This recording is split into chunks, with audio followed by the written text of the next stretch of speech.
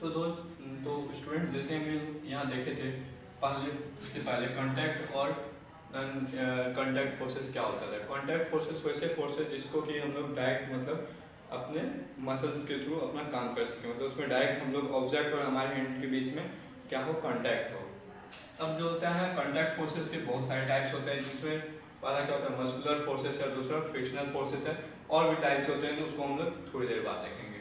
अब muscular forces क्या होता है। Muscular forces, the forces produced or applied by the muscles of living being is termed as muscular forces।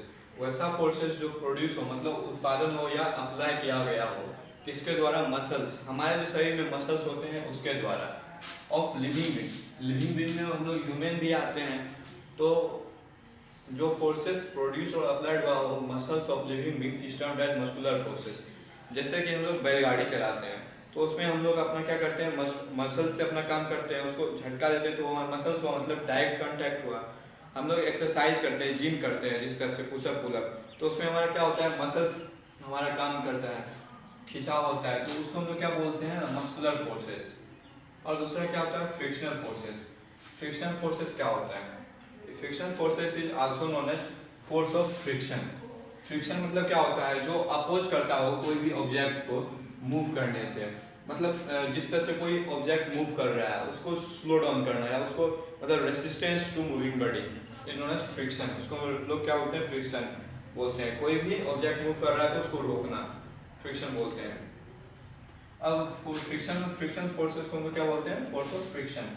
तो a force which acts at the surface of contact when one body moves upon another body। जिस तरह से force which acts at the surface of contact, वैसा force जो acts करता है कहाँ, surface of contact when one body, जब एक बॉडी जो होता है दूसरे बॉडी के ऊपर मूव करता है। जिस तरह से हम लोग क्या देखते हैं, पहले जब हम लोग स्कूल में पढ़ते हैं तो वहाँ क्या होता है, बच्चा का झूला टाइप का लगा रहता है, स्लाइडिंग लगा रहता है, तो ये क्या होता है, स्लाइडिंग होता है, इसका एक सरफेस होता है, ठीक है। इधर से स्टूडेंट क्या होता है, बच्चे लोग चढ़ते हैं और जब इस पर स्लाइड करते हैं तो एक तो पहला ये हो गया और दूसरा ये जिसके ऊपर वो स्लाइड कर रहे हैं, तो इसके बीच में क्या लगता है, फोर्स ऑफ फ्रिक्शन लगता है। फोर्स ऑफ फ्रिक्शन लगता है, मतलब पहला वन ऑब्जेक्ट ये हो गया और दूसरा जो होता है हम लोग, तो हम दोनों के बीच में मतलब क्या होता है, हम लोग के बीच में फोर्स ऑफ फ्रिक्शन। तो a force which acts at the surface of contact, वैसा फोर्स जो कहाँ एक्ट करता है, surface of contact. Surface of contact तो हमारा यही है, when one body moves upon another body, जब एक बॉडी जो होता है वो मूव करता है अपॉन अनदर बॉडी। ये हमारा बॉडी है और ये दूसरा बॉडी मतलब अनदर बॉडी है, तो इसको हम लोग क्या बोलते हैं, फ्रिक्शनल फोर्सेस बोलते हैं, फोर्स ऑफ फ्रिक्शन। अब क्या होता है, it is a natural force which acts between any two surfaces in contact and tends to oppose motion. ये क्या होता है, एक नेचुरल फोर्स होता है। ये हम लोग क्या जैसे क्या जानते हैं, नेचुरल फोर्स अप्लाई होता है। हम लोग जब स्लाइड करते हैं तो वो क्या होता है, नेचुरल मतलब अपने आप जो होता है वो प्रोड्यूस होता है। तो it is natural forces which acts between any two surfaces, जो एक्ट्स करेगा हमेशा, कभी दो सरफेसेस मतलब इसको नेसेसरी होना चाहिए, जिस तरह से हम लोग यहाँ देख लिए, in contact and tends to oppose motion.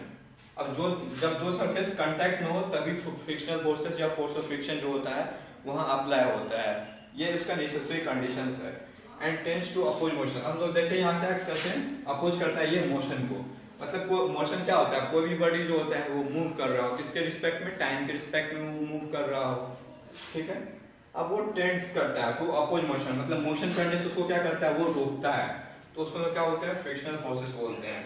जिस तरह से अगर हमारे इस सरफेस ऑफ कांटेक्ट में अगर यहाँ फ्रिक्शनल फोर्स नहीं रहता तो हम लोग क्या करते हैं, जिस तरह से हम लोग ऊपर से आते हैं हम लोग तो इजली वे में गिर जाएंगे, हम लोग को चोट लगेगी, इंजर्ड होंगे हम लोग, इसलिए यहाँ फोर्स ऑफ फ्रिक्शन जो होता है अप्लाई होता है, तो इसका ये एडवांटेज है। The frictional forces is large between two rough surface. अब ये फ्रिक्शनल फोर्सेस जो होता है वो कहाँ होता है, लार्ज होता है between two rough surfaces and small between two smooth surfaces. Frictional forces जो होता है वो लार्ज होता है रफ सरफेसेस के बीच में। जिस तरह से हम लोग देखते हैं, क्या कोई भी आदमी है वो कोई मतलब ऐसी ऊंची जगह पे गया जो सरफेस जो होता है स्मूथ नहीं होता, रफ होता है, मतलब ऊबड़ खाबड़ एक तरह से, मतलब रफ का बोल दो, तो हम क्या, अगर वहां से हम लोग स्लाइड किया, हल्का सा भी गिरे तो क्या होता है, हम लोग गिरते जाते हैं, फेल डाउन होते जाते हैं, जब तक कि हमारा शरीर जो होता है वो रेस्ट में ना आ जाए। तो वहाँ पे क्या होता है, फ्रिक्शनल फोर्सेस नहीं होता है, जिसके चलते कि हम लोग स्लाइड करते हैं तो वो गिरते जा रहे हैं।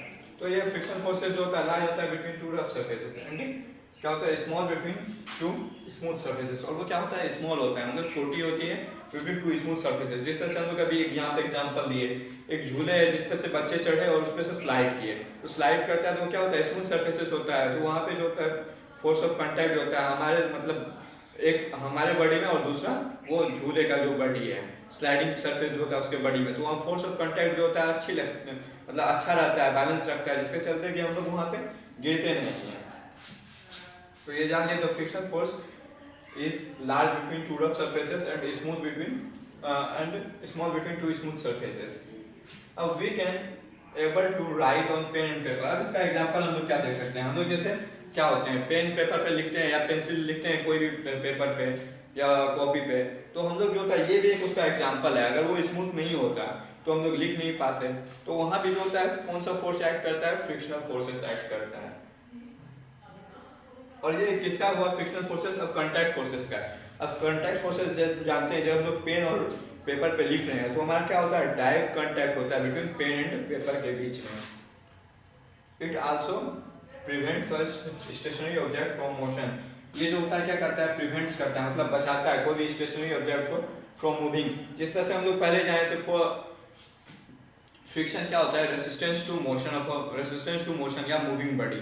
कोई भी मूविंग बॉडी को जो रोकने का काम होता है उसको हम लोग क्या बोलते हैं, फ्रिक्शन बोलते हैं। तो इसीलिए वो लास्ट टाइम ये कर रहा है, it also prevents a stationary object. Stationary object क्या होता है, कोई भी ऑब्जेक्ट जब रेस्ट में हो, मतलब वो समय के साथ वो चेंज नहीं करता हो, फ्रॉम मूविंग, उसको मूव करने से जो होता है वो बचाता है। तो ये क्या होता है, कांटेक्ट फोर्सेस के। अब इससे आगे जो होता है कांटेक्ट फोर्सेस का और क्या क्या आएगा, जिस तरह से इसमें इलास्टिक फोर्स हम लोग पढ़ेंगे, उसके बाद जो होता है नेचुरल फ्रिक्शनल फोर्स पढ़ेंगे। तो अभी हम लोग आगे देखेंगे कुछ देर में वो।